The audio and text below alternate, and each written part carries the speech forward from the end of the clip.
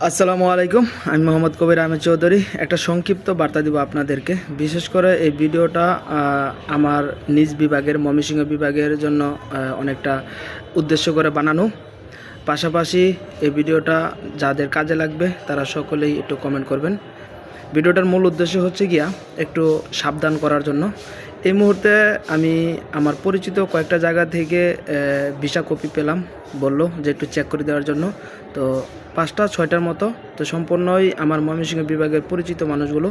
তো আমি ভাবলাম যে অন্ততপক্ষে এই ভিডিওটা করার উদ্দেশ্য হলোই গিয়া সকলকে একটু সতর্ক করার জন্য। তো অনেক বাটপার সিটার প্রতারক এজেন্সিগুলো যারা মানুষের সাথে মানে সবসময় প্রতারণা করেই যাচ্ছে। তো কাজাকিস্তানের কয়েকটা ভিসা পেয়েছি, আর কয়েকটা দেশের ভিসা পেয়েছি। তো বিষয় হচ্ছে গিয়া ভিসাও মানুষ এডিট করে মানুষের সাথে প্রতারিত করতেছে, যেটা আপনার ইলেকট্রনিক ভিসা অনলাইনে চেক করা যায়। তারপরেও মানুষের কতটুকু সাহস বা বাটপার সিটার এজেন্সিগুলোর কতটুকু সাহসে এটা ধরে একমাত্র উপরওয়ালাই জানে, যে একটা ভিসাও এডিট করে দেয় আর সেটার প্রতারণাও মানুষ শিকার হয়।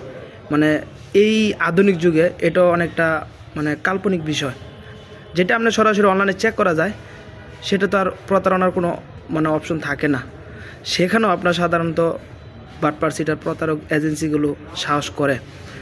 তো দেখা যায় আপনি বলতে পারেন যে আমার বাইকে দিয়েছি, আমার চাচাতো বাইকে দিয়েছি, আমার ফুফাতো বাইকে দিয়েছি, আমার পরিচিত মানুষগুলো আমার ভিসা প্রসেসিং করতেছে। দেখেন, একটা বিষয় হচ্ছে গিয়া আপনি যাকে দিয়েছেন সে অবশ্যই আরেকটা এজেন্সির কাছে দিয়েছে। সে যদি প্রতারিত হয় স্বাভাবিকভাবে আপনিও প্রতারিত হবেন।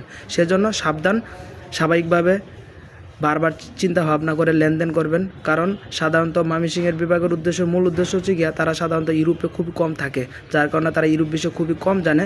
যেখানে মাদারীপুর, সিলেট, চট্টগ্রাম, নোয়াখালী আদার যে বিভাগগুলো, সেখানে বেশিরভাগ মানুষই আপনার ইউরোপে থাকার কারণে দেখা যায় একজন আরেকজনের সাথে আপনার জিনিসটা শেয়ার করার মাধ্যমে তারা স্বাভাবিকভাবে সতর্ক হতে পারে। বাট ময়মনসিংহের বিভাগে খুবই কম সংখ্যক মানুষ ইউরোপে থাকে, আর বেশিরভাগই মিডল ইস্টে, যার কারণে আপনার স্বাভাবিকভাবে তারা একজন আরেকজনের সাথে পরামর্শ করার সুযোগ পায় না।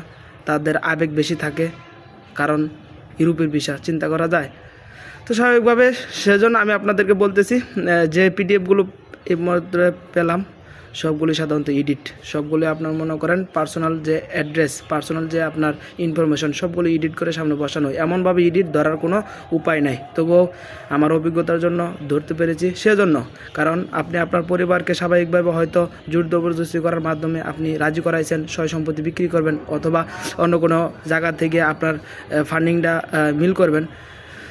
যদি আপনি এই মুহূর্তে একটা প্রতারিত হয়ে যান, বাট আপনার পরিবারটা খুব ধ্বংস হয়ে যাবে, পরবর্তীতে আপনি আর রাস্তা খুঁজে পাবেন না। সেজন্য বলি, আবেগ নয় বিবেক দিয়ে কথা বলেন, কাজ করেন, একটু সাবধান হবেন। লেনদেন করার আগে বারবার চিন্তা ভাবনা করবেন, বারবার চেক করবেন কী উদ্দেশ্যে লেনদেন করতেছেন। বাট ওই একটা সলসুতারা যে আমার পরিচিত মানুষ ধরতে পারবো, বিষয়টা এরকমভাবে কোনো দিন তার উপরে ঘাড়ে সম্পূর্ণ দায়িত্ব দিয়েন না, আপনি নিজেও দায়িত্ব নেন। আপনি যদি প্রতারিত না হন, অন্য প্রতারিত হবে না। সেজন্য নিজে সাবধান হন, পরিবারকে সতর্ক করেন। ধন্যবাদ সবাইকে। আসসালামু আলাইকুম।